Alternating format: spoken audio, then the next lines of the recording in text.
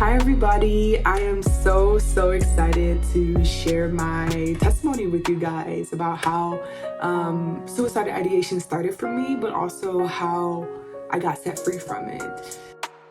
I grew up in Detroit, Michigan. Shout out to the Motor City. And I had a beautiful childhood. My parents are incredible. They took great care of me and my 4 siblings. I went to private school growing up. I literally had the dream life on the outside looking in. But there were some things that were going on in my personal life that contributed to much depression and anxiety. One being just losing loved ones at a very young age and not knowing how to process and deal with it, especially my grandfather at 14. I experienced a lot of sexual trauma, abuse as a young teenager, and it developed this sense of anxiety and insecurity in me.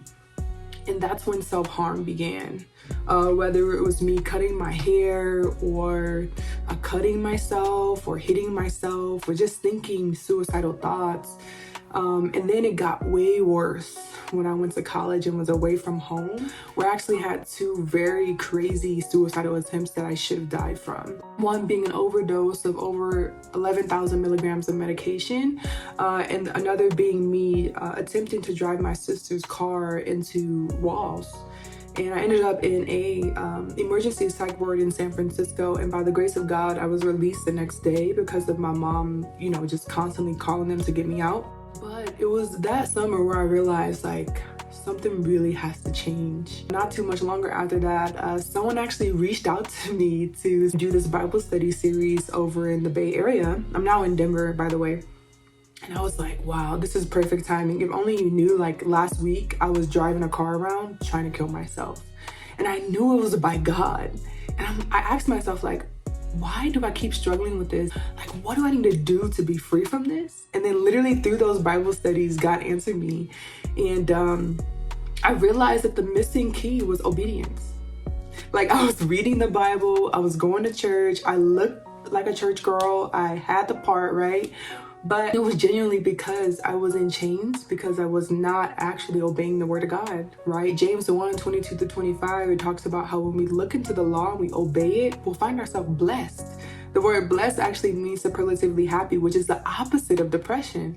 So I'm like, wait, if I'm actually a child of God, if I'm actually obeying the Bible and it actually tells me that I should be superlatively happy, why am I not? And there was a lot more factors, practicals that came along with it, right? My nutrition changing, working out, those types of things. But the biggest transformation I made was actually doing the Bible. And it wasn't until 2019 when I chose to get baptized, January 27th, 2019, where I think it's funny because the date of this is January 27th. And it changed my life. It brought me so much freedom. And if I could tell anybody who's struggling with suicidal thoughts right now or any type of depression, I would encourage you to study the Bible. That is the source, the basis of which your transformation will come. Therapy is awesome. Medication is awesome. Diet change, awesome. Working out, awesome. But I have a conviction that none of those things will actually be eternal. Some of them can be temporary fixes if the ultimate fix is your heart that only can be changed by God. And so if I could say that to anybody, you can reach out to me. My handle is @loveasaundra on Instagram. I'd love to share with you what I learned that changed my life completely. And it's been awesome not to struggle with these things anymore, to not settle with living a life of mediocrity or a life of depression. He's called me to be able to gain a greater life. And so that's what I wanted to share with you guys. Thank you so much for listening. If you want to hear more of my story or just chat with me, please reach out to me.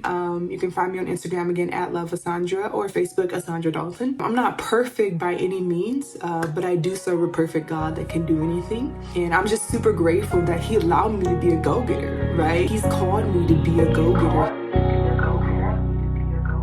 One thing about me, I'm a go-getter. Go-getter, soul winner.